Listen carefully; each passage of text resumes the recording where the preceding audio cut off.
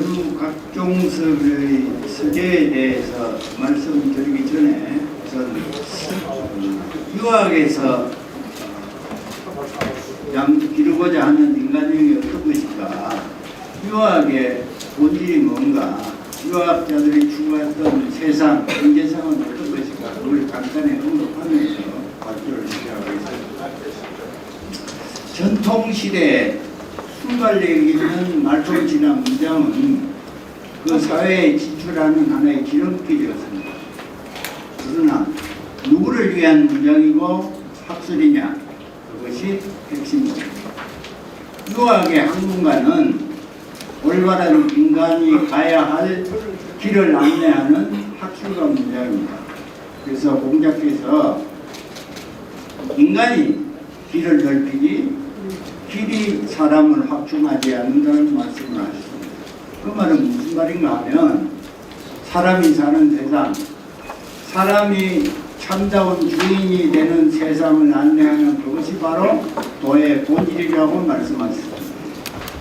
오늘 제가 발표하고자 하는 면후 선생은 어느 학과에도 구속되지 않고 어떤 학문적 편견에도 자유롭게 생각하시면서 평생을 학문에 몰두하십니다. 그분이 저술한 약 300만 자의 그 저술가, 가는 곳마다 구름처럼 모이는 사람들, 국가에서 나라의 위기를 구제해달라고 요청해서 서울에 상경하는 그런 모습들 속에서 도대체 그분이 어떤 삶을 영위하고 그분이 평생을 관리하는 그 핵심적 사상이 뭔가가 오늘 발표의 핵심입니다. 그래서 저는 오늘 21세기에도 우리가 어떤 지향을 찾고 뭘 어떻게 살아야 될 것인가 하는 문제를 늘 고민할 때 첫째로 우리가 관심을 가지는 부분이 그분이 갖고 있는 정보의 습득 방법입니다. 그 정보가 뭐냐? 거기 사관에서 면후가 소장하고 있던 장서를 중심으로 면후의 삶을 추적해 보고자 합니다. 제가 듣기로는 저희 집에 책이 많았습니다만 평생에 그분이 소장한 장서가 15,000권이 넘었다고 합니다. 근데 지금 현존에 남아있는 것은 경상대 문청답 소장의 한 2,400여 권, 제가 평생 모으고 소장한 책이 한 1,200권, 이걸 합쳐서 분류하다 보니까 역시 선생의 전체 면도를 파악하기에는 좀 부족한 점이 있습니다.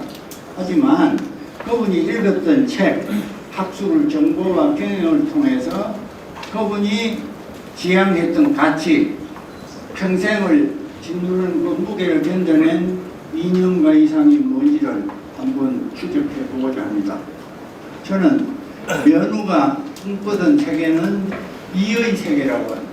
이랑 이치란 얘기죠. 하늘이 풍부한 이치, 생명의 그 근은 누구나 공유할 수 있는 그 이치, 그게 뭐냐? 그래서 이분은 이를 평생의 화두로 삼고 그 이의 실천을 위해서 자기 평생을 책을 통해서 정립해 나가시죠. 그 다음 넘겨주세요. 그래서 그분이 장서를 쭉 우리가 분류할 때 첫째 청대 학술 도서가 많았습니다. 전장류는 국가제도사, 그 다음 수학, 요새 같으면 산학이죠. 그 다음 천문학, 이런 책들이 상당히 많이 소장되어 있습니다. 두 번째, 일지록이 밑줄을 그으면서 보신 책이 일지록입니다. 일지록은 대단히 중요한 책인데, 고연무라는 사람이 명대 사람인데 청나라로 넘어가면서 명나라가 망한 원인이 어디냐? 학술적 폐해였다. 다시 얘기하면 경학이, 경전이, 성리학이 원래 경세제면에 활발한 기상을 뿌리고 완악화되고 심악화돼서 자기 수양에 집중하다 보니까 현실 대응력이 떨어졌다. 그래서 명나라가 망했다. 그래서 우리는 원래 경합으로 돌아가자. 그것이 어떤 거냐? 실질, 실덕, 실용이다. 그걸 주장하신 고영구라는 사람이 저주한 게 일지록입니다. 일지의 볼 의미는 매일 모르는 걸 알아가고 날마다 자기의 능력을 중단 없이 시행해 나가면 그것이 바로 학문을 좋아한다는 그런 뜻입니다. 그래서 깨달음의 기록해서 일지록이라고. 거기에 쌍벽을 이루는 책이 능이 대박론입니다. 그다음 이 책은 면후의 애장수입니다. 저도 놀란 것이 이 책은 제가 소장하고 있습니다. 지금 경상대에는 이 책이 없어요. 그렇죠. 그 고수 유림이고 고종시대 폐설까지 하신 분이 이런 책을 읽었다는 게 너무 놀라웠어요. 이거는 황종이라는 양반이 그분이 중국의 핍대한 이 국가는 전제 군주제 정치로부터 나온 패라는 혁명적인 책입니다. 그래서 신의 혁명 이후에 중국의 혁명가들이 전범으로 삼았던 책입니다. 대단히 극단적이고 혁명적인 학술서입니다. 이걸 면후가 보셨어요. 그래서 제가 소장하고 있습니다. 그 다음 여기 문헌통고, 사고전서, 총목개요. 이거는 고정학자들이 중국의 역대책을 전사자집으로 나와서 편집한 책입니다. 이게 한 40여 책입니다. 그 다음 넘기주세요. 그 다음 제자, 백가, 양명학, 책, 다양한 책들이 있고, 그 다음 자서와 음서는 요새 옥편, 그래서 중국의 문자학, 이렇게 첨탑, 고학, 이 책에 대해 다양한 상당한 책을 가지고 있습니다. 그 다음 역사류가 상당히 많습니다. 이거는 경상대에서 많이 보관하고 있는데, 그 보시면 뭐 연려, 실구술, 해동, 역사, 뭐 다양한 책들이 있는데 눈여겨볼 것은 병감책입니다. 동국병감, 역대병역, 이거는 우리나라 전쟁사를 기록한 책입니다. 이 거직의 책들입니다. 특히 해동 역사는 한치은의 저서인데 이 책의 특징은 동사강목과 달리 당군조서를 역사에 기록한 책입니다.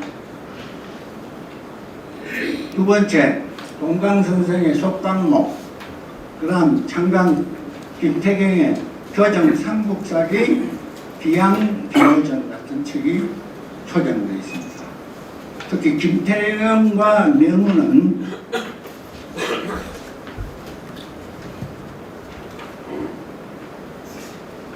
김태경 개성군인데 면후보다 4살이 적습니다. 상당히 가깝게 지내신 겁니다. 그래서 면후를 소문을 듣고 찾아오고 30대 때 면후를 신방을 하고 가전도 방문하셨고 면후의 제자들과도 교육을 했습니다. 김태경이라고. 그 다음 중국의 24사, 이 책이 거질입니다. 25사가 아니고 24사인데 중국군입니다. 그 다음 자치통감 강목, 주자가 만든 강목과 사마강의 자치통감이 있습니다. 그래서 본인이 그 강목에 대한 관심이 대단히 높아서 강목 분류라는 걸 저술을 하셨습니다. 이거는 강목이 너무 거질이다 보니까 일반 독자들이 읽기가 어려워요. 그래서 그걸 요약 분류해서 출판하셨습니다. 그 다음 실학자의 저술들이 있습니다. 다산지 많이 없어진 것 같은데 남아있는 게 성호, 목민심서, 험험심서, 하리어집 이런 책이 지금 남아있습니다. 아마 많이 없어진 것 같아요. 그 다음 이분의 그 기본적인 지향은 실덕, 실용, 실익에 대해서 늘 강조를 하시고 제자들한테 그걸 주입하고 주목하라고 권유하신 것은 아마 이거하고도 연결이 되는 것 같습니다. 그 면후의 제자 중에 체이칸이라는 분이 있습니다. 그분이 다전에 이 897년생입니다. 이때 사전에 올 때 20살 정도 되죠. 이분이 나중에 북한에 가서 정사상과 실학파지라는 명절을 내셨는데 그것도 아마 상당한 영향을 준 것 같습니다. 다음으로 넘겨주세요. 그다음 면후학에서 그 당시에 뭐 개화파나 또 그 척사위정파들도 읽은 책입니다만 만국 공법과 공법 패턴을 상당히 연구를 깊이 하셨습니다. 이 책들은 당시 식민지 정탈이 횡포를 부리던 그 시기에 서양 사람들이 국가 간의 분쟁을 힘으로 해결하지 말고 이성적으로 해결하자는 국제법입니다. 이 책을 제자들하고 같이 강독을 하고 학습을 하셨습니다. 그래서 김지엽 선생께서 면후가 51세 때 천하포고문을 지었다고 해서 하셨는데 그게 역시 만국공법에 기준해서 조선에 상주하고 있던 각 열국 공간에 일본의 그 침탈을 고발한 할 때 기본 논리가 만국공법 논리. 그 밖에 이제 제가 어릴 때 우리 집에 돌아다니던 책들이 있습니다. 이거는 제가 우리 조부가 읽었다는 걸 잘 몰랐는데 나중에 그 뒤에 메모가 있는 걸 보고 알았고 지금 많이 없어지고 몇 권만 있어요. 시저의 갈리아 전쟁, 케이자드 시저. 그걸 일본어로 하거든요. 그 다음 산업혁명사, 철도사, 괴테 이탈리아 여행기, 서양 무기사, 휘랍 철학사, 영웅전, 프로타고라 영웅전이죠. 일본어판이에요. 로마사, 이건 면후가 쓴 책이에요. 그리고 그 옆에 이제 도면을 보면 저게 면후께서 설계한 총식. 저 앞에는 이거 요새 같으면 이제 배 타고 나갈 때 입는 잠수복. 저기는 대포. 그 밑에 다음 넘겨보세요.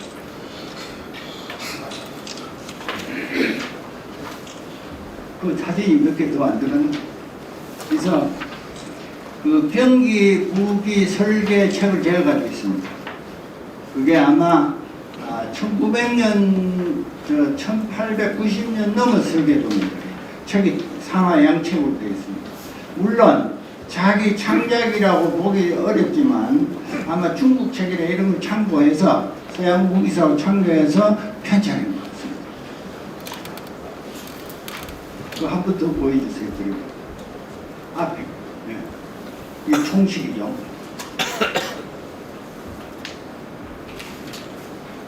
일단 넘어갑시다. 그 다음 선행 문제, 회계, 난명, 이건 뭐 기본적으로 지금 저 책들은 경상대 문청각에 넣고 제가 소장하고 있습니다. 이게 면후가 보셨다는 건 어떤 표시인가? 면후가 보신 첫 표식이 있습니다. 그래서 제가 그 대구나 진주에서 구독한 흘러나온 걸 제가 모아서 지금 소장하고 있습니다. 그 다음 면후가 가장 중요시하는 학문의 지침이 되는 이학종요, 그 다음 한주직, 자기 스승의 책이죠. 이학종요는 뭐냐면 그 한주 시기까지 역대 한국의 선현들 문집 속에서 성리학에 관한 모든 항목을 추출해서 분석한 겁니다. 이게 한주 학파의 기본 텍스트입니다. 그 다음 그럼 면후의 학문 연구 방식은 뭐냐? 그 많은 만권 서적을 읽고 그걸 분해하고 저술을 할 때는 한번 방법론이 있어야 될 거예요. 뭐 서양 같은 변증법이라든지 아니면 연역법이라든지 귀납법이라든지. 한주의 학문 방식은 설계 도면과 비슷합니다.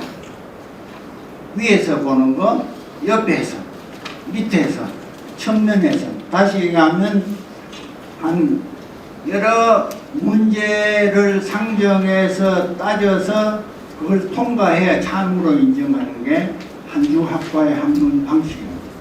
그래서 주장만 하는 게 아니라 그것을 입증하려면 한 4가지를 통과해야 입증하는 거죠. 그걸 이렇게 설명을 해놨습니다. 그래서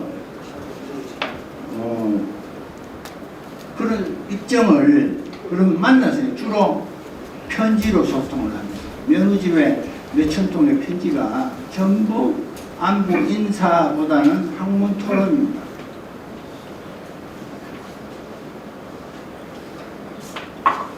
지금 대학 강의처럼 직접적이가 아니고 간접적인 서찰을 통해서 학문을 토론하는데 이걸 우리가 흔히 문목 토론이라고 합니다. 질문하고 대답하고 시간적 여유를 가지고 충분히 숙고해서 대답할 수 있기 때문에 학문의 그 순도가 대단히 높습니다. 이 서찰 토론의 전범은 기본은 고봉과 태계의 사단 실정 논변 그것이 전범이라고 봅니다. 다시 얘기하면 태계와 고봉이 나이가 25살 차이인데 태계께서 사단은 이발이고 실정은 기발이다 하니까 25살이나 어린 제자가 선생님 그래 말하면 2개가 쪼개지고 마는데 그게 말이 됩니까? 갈라지는데 그 틀린 것 같습니다. 태계가 저 어린 것이 맹랑하게 어른한테 그렇게 탓하지 않고 서로 편지를 주고받아요. 그래서 나중에 태계께서 고봉의 의견을 일정 수용해서 사단은 이발이 기수지하고 실정은 희발이 성지라 이렇게 수정을 합니다. 그래서 조선시대 학술 토론의 맥은 어떤 거냐면 그 시대의 권위자나 또 스승이 말하는 것이 학문의 기본 논리가 아니고 늘 비판과 반비판을 거쳐서 청착하는 것이 우리 학문의 전통이었습니다. 그 태계시대 학문이 발달하는 것은 이런 토론의 방식이 순수한 토론의 방식이 정착했기 때문이라고 생각합니다. 그런 학술 토론 방식이 후기에 내려오면서 진영 간의 쟁투나 또 하나 학문을 쇠한 진영 다툼으로 벌어지면서 완전히 막히고 말았습니다. 대표적인 예가 한주의 심정 이설에 대한 유림의 반대가 있습니다. 한주가 심정 이설이라는 성리학적 자기 논변을 제출했는데 그걸 비판하다보다 한주집을 불을 지르고 면우는 파분을 당할 뻔했습니다. 그 면우뿐 아니라 한주 학자들이 한주를 아끼던 그 제자들이 상당히 폭경을 겪은 적이 있습니다. 이게 만일 태계가 계시던 그 시대로 돌아가면 있을 수 없는 일이었죠. 다음으로 넘어가시죠. 그 다음 교류의 학문 특성은 면우는 당정을 아주 극구 질책을 했습니다. 나라를 뭐하는 거다. 몰골이 송연하다. 이게 있을 수 있는 일이냐. 그래서 자기가 어떤 당파에도 구속 안 되고 학문적 주장에도 병도 안 되면서 학문을 할 수 있었던 이유가 이런 당정이나 진영의 다툼이 국가를 나라로 빠뜨리는 근본 원인이라는 걸 각성했기 때문에 자유롭게 학문을 할 수 있어요. 그래서 면허 다른 입장에서는 호남의 정간재 선생이나 또 편지가 있습니다. 그래서 늘 면허가 말씀하시는 게 간재도 그 순수 학문과 높은 그 주장을 내가 한 만나서 내 이 촌스러운 기상을 한번 싣고 싶다. 거리가 멀어서 못 만나는 게 아니다. 이렇게 제자한테 편지를 보냅니다. 그 다음 기정지 노사 기정지라고 들어보셨죠? 기호의 이항로, 김복한, 양명학의 황현, 개성의 김태경과도 서찰을 주고받고 학문을 토론합니다. 전혀 후회받지 않고 폭을 넓혀서 학문의 대상을 확충한 것이 면후 학문의 특징입니다. 두 번째는 실덕 실용이 없는 학문은 그 학문이 아니다. 이 부분은 고연무의 일기록 내용과 비슷해요. 주자학, 실덕이 없는 관념화된 유학이 나라를 망친다. 거기서 길러진 사람이 국가 위기 상황을 돌파하는 정책을 낼 수가 없다. 그는 자기의 주장이 간단히 소개했습니다. 이 연우가 젊은 사람들을 데리고 서양 책을 보고 외국어를 학습하라 한다고 해서 면허의 동문이 편지를 보냈습니다. 보세요. 들리는 소문에 젊은 애들을 데리고 서양을 공부하고 서양 말을 배우라고 한다는데 그게 사실이냐? 그 면허 대답이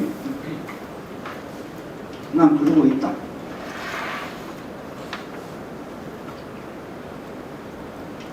근래 시끄럽게 떠드는 이와 길을 거론한 자가 과연 진실로 실덕을 가지고 실용을 적용할 것입니까? 이런 학문 방식 가지고는 나라도 구할 수 없고 민생도 돌볼 수 없다. 그래서 재주가 있는 제자들이 오면 시무에 적합한 서양책도 보고 서양말도 익히라고 말하고 있다. 그래서 상당히 유린계의 파동이 일어납니다. 면허는 개합하다.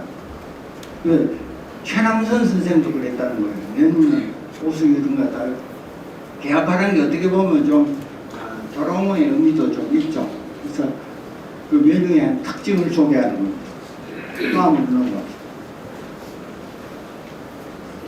그 면과 주장하고자 하는 찾고자 하는 그 양반이 평생에 관리하는 철학 이념이 뭐냐 우리 인데 그 이가 어떤 이냐 좀 형이상학적인 문제이긴 하지만 그 이가 주자는 그런 이라고 얘기했지만 태계 선생 그 이의 능동성 이발을 개발하신 분이고 이가 운동성 이 자체의 움직임 이 주목 있는데 한주가 그걸 받아서 심적 이설을 제어합니다. 이의 능동성을 더 강화하죠. 면허에 와서 더 그걸 집중해서 한주 학설을 더 한 단계 더 발전시키는 게 면허의 입니다. 그 이는 서양 사람도 있을 거고 불교나 기독교도 있을 테고 곤충과 식물한테도 있다. 이제 그 이는 생명 존중이고 천하 이치 아니냐. 그 이에 따르면 어떻게 외국을 평통할 수 있느냐. 그건 불가하다. 그 유학도 마찬가지다. 성리가 뭐냐. 그 이치를 탐구하는 거다. 유학의 본리는 인간이 참다운 길을 가는 학문과 학술이 유학의 본령인데 지금 우리가 하는 것은 본령이 아니다. 그 일을 회복하자. 그 이해 운동이 파리장수로 연결됩니다. 다음 두 번째 하나 특징이 서양 철학 연구를 60세 넘어서 55세 이후에 60세에 집중적으로 하게 됩니다. 그건 이인재라는 학자가 있는데 선생님 제자인데 하천 사람인데 두 분이 토론을 하시다가 서양의 문명이 저 기술도 과학도 발전하고 비행기도 만들고 대포도 만들고 전투도 만드는 그 이유가 뭐냐? 이 분명히 이유가 있을 거다. 서양 과학의 근저에는 서양 철학이 있을 거다. 과학의 비교는 철학이니까 자네가 철학을 하는 거야. 그래서 히랍 철학자 아리스토텔레스가 근세 철학을 연구하기 시작해서 제출한 책이 이제 서양 철학 고변입니다. 여기 우리나라 최초의 서양 철학 연구소입니다. 그래서 늘 종목 하나 끝나면 선생과 토론하고 그래서 나중에 책이 완성되니까 선생이 발문을 씁니다. 그 발문의 평은 그 밑에 결국 서양 철학, 과학은 발달은 했지만 결국 폭리로 나갈 수밖에 없다. 물리적 이만 추구하지 천리의 이는 놓쳤다. 그걸 주장. 이게 유학으로 이를 제어해야 된다. 이 중요한 거는 스승과 제자가 철학을 매국으로 해서 매개로 해서 서양의 위치가 뭔지를 토론하고 담론했다는 게 우리가 주목할 부분이라고 생각합니다.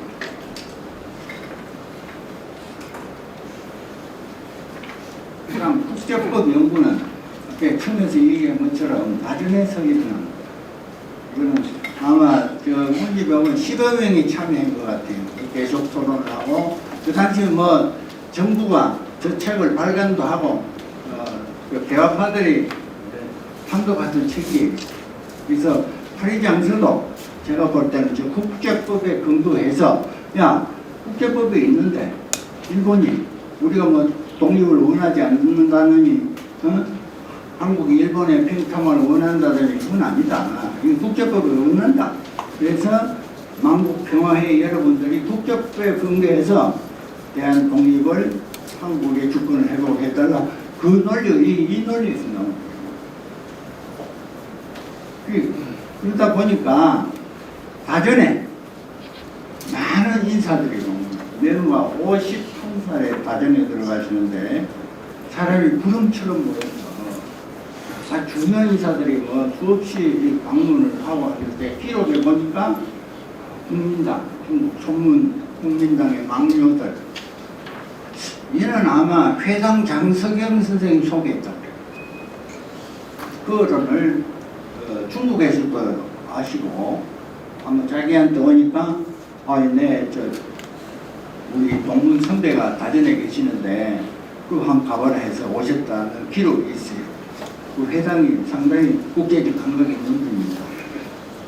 손문, 그 다음 김지현 선생님이 말씀하신 만해 함용운, 그 다음 중국, 일본 학자들, 언론사, 그 다음 대동단, 이건 아마 근대사 연구하는 사람들이 주목하는 부분인데, 공교회, 이 유학도 이거 기독교 교회처럼 에너지를 모을 수 있는 구체적인 어떤 집합이 필요하다 해서 공교회가 있었습니다. 그런 분들이 다 방문을 하셨다고 그래요. 그 다음 선생님 마무리해 주셔야 됩니다. 네. 일단 심적 이거는 뭐냐면 이의 능동성을 강조한 겁니다. 그래서 그걸 설명한 겁니다.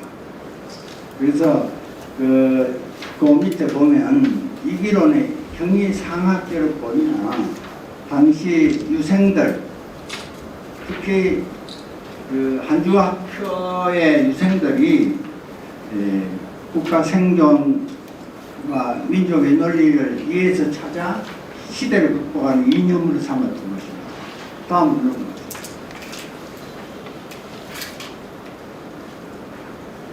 그래서 이 장서는 그 유학적 천리 이를 통해서 세계의 한국 독립을 강조한 운동으로 꿈의 민족 자결론이나 국가 주권을 빌린 게 아니고 유학의 일을 통해서 국가의 독립을 주장한 그런 운동입니다. 특히 파리장서 여러분이 보시면 대명기조 대화지정이라는 문구가 있습니다. 문구가 뭐냐면 그 문명을 얘기하는 거예요. 서양 문명을 인정하는 거죠. 그러니까 아까 김시현 선생님이 말씀하신 위정, 척사를 처리하고 유학이 강정이 100을 넘어서 유령을 통합해서 독립운동에 나가는 그 깃발을 든 운동입니다. 그래서 결론적으로 20세기 전통 유학의 척사론을 접고 민족 자주의 독립 논리를 필림으로써 우리 지성사를 한답게 넘긴 운동이라고 평가하고 있습니다. 그래서 이게 아마 저 위에서 처음에 제가 발표할 때 이가 뭐냐, 이를 관통하는 논리가 쭉 파리장서까지 이어집니다. 유학의 원래 근본 정신, 경학 정신, 살아있는 경세 논리 이걸 회복해서 그걸 통해서 세계를 술떡하고 또 민족의 자주 독립을 쟁취하고자 했던 것이 선생의 정신이라고 봅니다. 네. 경청해 주셔서 감사합니다.